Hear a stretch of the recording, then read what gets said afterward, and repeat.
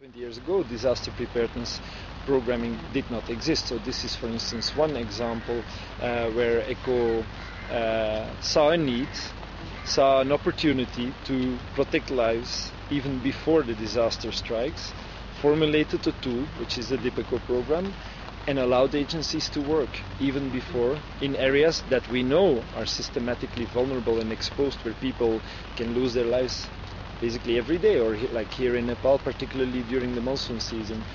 Rather than waiting for the disaster to happen, they became active in preventing the disaster, or at least reducing the impact.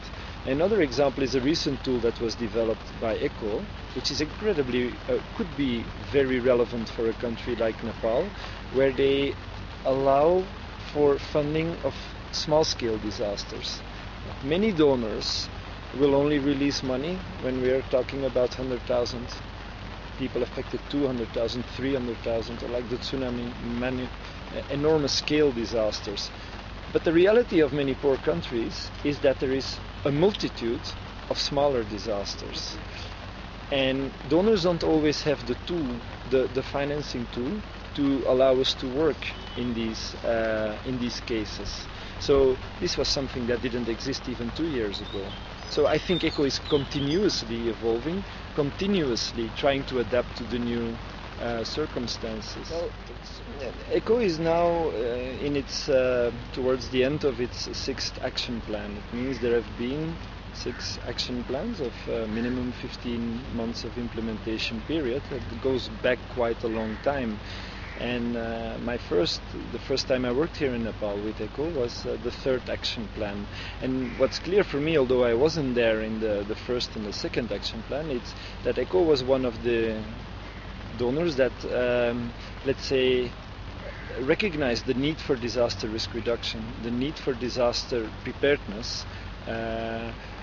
Was one of the first donors to recognize this need and to systematically make funds available for partners, implementing partners, to work around this theme. So I would say ECHO was there in the early days to fund disaster preparedness. I think that's a major achievement. Nowadays, disaster risk reduction is a hot item and everybody is talking about it, and other donors are coming on board. That was not the case in the early days. And apart from just being one of the first ones, I also think they have been, over the years, one of the most significant donors in size of budget, particularly at the community level.